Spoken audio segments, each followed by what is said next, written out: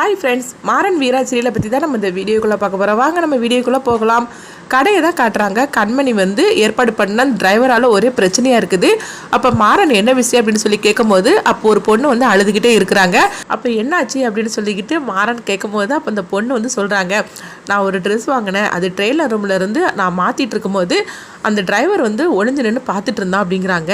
இதை கிட்டதுமே மாறன் வந்து அவர் அடிக்கிறதுக்காக போகும்போது அப்போ வீரா வந்து கேட்குறாங்க என்ன விஷயம்னு சொல்லி கேட்கும்போது அப்போ மாறன் நடந்த விஷயத்த சொல்லவும் அப்போ வீராவும் அடிக்கிறதுக்காக போகும்போது கண்மணியும் ராகவும் வந்து தடுக்கிறாங்க. அப்போ கண்மணி சொல்கிறாங்க, அப்படிலாம் ஒன்றுமே நடந்திருக்காது. சொல்ல போனாக்கி நீங்கள் ட்ரெயிலர் ரூமில் நீங்கள் ட்ரெஸ்ஸை வந்து மாற்றும் போது எப்படியும் ரூம் கதவை அடைச்சிட்டு தானே நீங்கள் மாற்றிருப்பீங்க.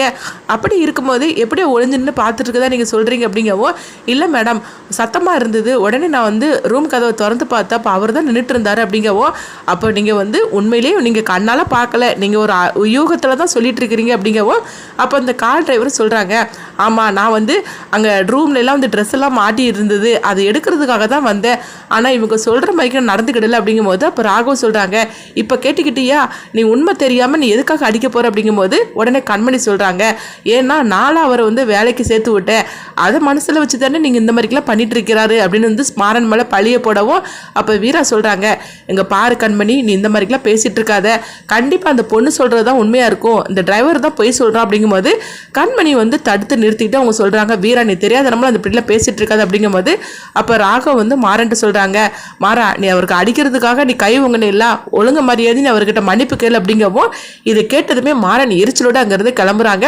அப்போ வீரா சொல்கிறாங்க, கண்மணி ஏன் நீ இந்த வராரு இப்படிலாம் பண்ணிட்டு இருக்குன்னு தெரியல அப்படிங்கவோ உடனே கண்மணி பார்த்தோம்னா வீராவை போட்டு திட்டுறாங்க, இங்கே பாருங்க இங்கே நான் என்ன சொல்கிறேனோ அதுதான் சட்டம், தேவை இல்லாமல் இந்த மாதிரிலாம் பிரச்சனை பண்ணிட்டு இருக்காதீங்க, போங்க எல்லாரும் அவங்கவுங்க வேலையை பாருங்க அப்படின்னு கண்மணி சொல்லவோ எல்லாருமே வந்து கண்மணியை பார்த்து முறைச்சிக்கிட்டே போகிறாங்க.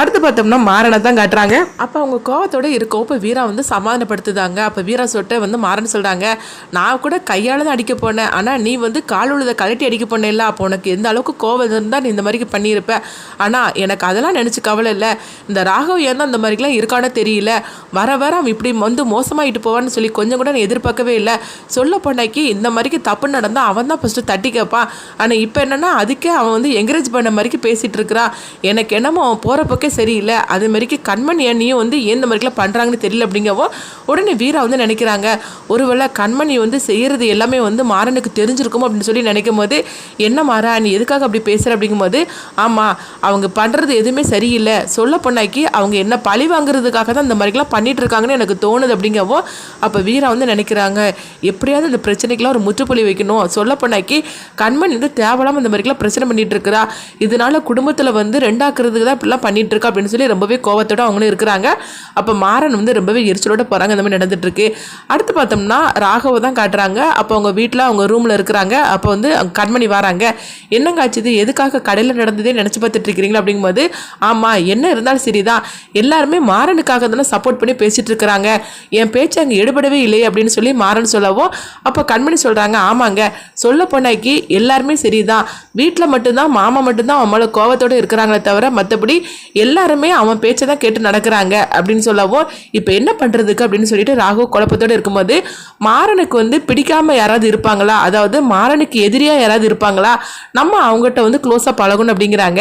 உடனே ராகவ் சொல்கிறாங்க, அப்படி யாருமே கிடையாது, சொல்ல போனாக்கி கடையிலையும் சரி வீட்டுக்கும் சரி எல்லாருமே அவனுக்கு தானே சப்போர்ட்டாக பேசிகிட்டு இருக்கிறாங்க, எனக்கு கூட அந்த அளவுக்கு இல்லை அப்படிங்கும்போது, ஏங்க இல்லை மாமா வந்து அவனுக்கு சப்போர்ட்டாக பேசிகிட்டு இருக்கிறாங்க, அவனை எதிர்த்து தானே இன்னைக்கு கேள்வி கேட்டுட்டு இருக்காங்க அப்படிங்கவோ உடனே வந்து ராகவ் நினைக்கிறாங்க, ஆமாம் கண்மணி சொல்கிறது கரெக்டு தானே அப்படிங்கவோ, சரிங்க நான் சொன்னதுக்காக நீங்கள் போய் மாமா கிட்ட போய் இதை பற்றி கேட்டுட்டு இருக்காதீங்க அப்படின்னு சொல்லும் போது, இல்லை கண்மணி நான் கண்டிப்பாக அப்பா கிட்ட போய் கேட்க தான் போகிறேன், கடையில் வந்து அவனுக்கு உரிமை இருக்கா எனக்கு உரிமை இருக்கான்னு கேட்க போகிறேன், கடையில் வந்து நான் சொல்கிறது தான் எல்லாருமே கேட்டு நடக்கணும், இல்லைனா அவன் சொல்கிறது கேட்டு நடப்பாங்களா அப்படின்னு சொல்லி அப்பாட்ட ரெண்டில் ஒன்று நான் கேட்க தான் போகிறேன் அப்படிங்கவும் இப்படி சொன்னதுமே கண்மணி நினைக்கிறாங்க, நம்ம என்ன நினச்சோமோ அது கரெக்டாக பிளான் பண்ணி போயிட்டு இருக்குது, அவர் இப்படி தான் கேட்கணும்னு சொல்லி நம்ம நினச்சோம், அது நல்லபடியாக நடக்குது அப்படின்னு சொல்லி கண்மணி வந்து ரொம்பவே சந்தோஷப்பட்டு இருக்கிறாங்க. அந்த மாதிரி நடந்துட்டு இருக்கு. அடுத்து பார்த்தோம்னா வந்து ராமச்சந்திரனை தான் காட்டுறாங்க. நல்ல பசியாக இருக்குது, ஒரே மட்டன் குழம்பு வாசனையாக இருக்குது, 4 தோசையை வச்சு மட்டனும் குழம்பையும் வச்சு சாப்பிட வேண்டியதான் அப்படின்னு சொல்லிட்டு ராமச்சந்திரன் வந்து சொல்கிறாங்க, கண்மணி சாப்பாடு எடுத்து வைமா அப்படிங்கும்போது உடனே கண்மணி வந்து வராங்க. அப்போ பார்க்கும்போது அந்த சீஃப் குக்கு இருக்கிறாங்களா அவங்க வந்து சாப்பாடெல்லாம் எடுத்து வைக்கிறாங்க. அதை பார்த்ததுமே ராமச்சந்திரன் அதிர்ச்சி அடைகிறாங்க. என்னன்னு பார்த்தோம்னா எல்லாமே வெஜிடபிள்ஸாக இருக்குது, எல்லாமே பச்சை காய்கறியாக நறுக்கி வச்சுருந்தாங்க. இதை தான் தான் நீங்கள் சாப்பிடணும் மாமா, அது மட்டும் இல்லை இதை சாப்பிட்றதுக்கு முன்னாடி காய்கறி சூப்பு வச்சுருக்கிறேன், அதை தான் நீங்கள் குடிக்கணும் அப்படிங்கிறாங்க. இதை கெட்டதுமே ராமச்சந்திரனுக்கு தூக்கி வாரி போடுது. மட்டன் குழம்பு வாசனையாக இருக்குது, நல்லா 4 தோசை வச்சு சாப்பிடலான்னு சொல்லிட்டு வந்தால் இங்கே என்னென்ன எல்லாம் பச்சை பச்சைன்னு காய்கறியே திங்க சொல்கிறாள் அப்படின்னு சொல்லி ராமச்சந்திரன் வந்து மனசுக்குள்ளே நினைக்கிறாங்க.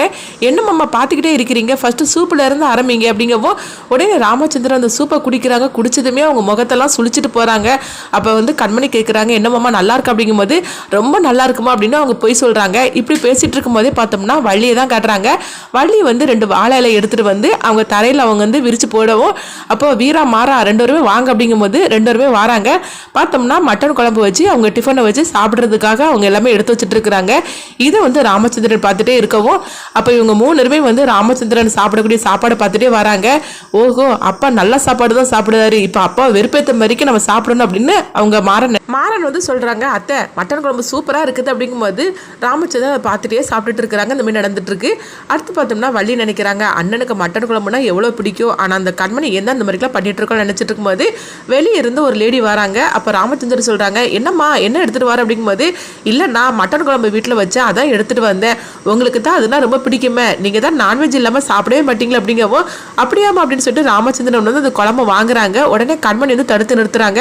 வயசானதுக்கு அப்புறமா இதெல்லாம் சாப்பிடக்கூடாது மாமா, நீங்க இதெல்லாம் எடுத்துட்டு போங்க அப்படின்னு சொல்லவும் இதை கேட்டுட்டு ராமச்சந்திரன் அதிர்ச்சி அடைகிறாங்க. இப்படிதான் அந்த கதையை எடுத்துட்டு போறாங்க. அடுத்து என்ன நடக்குன்னு சொல்லி நம்மளும் வெயிட் பண்ணி பார்க்கலாம்.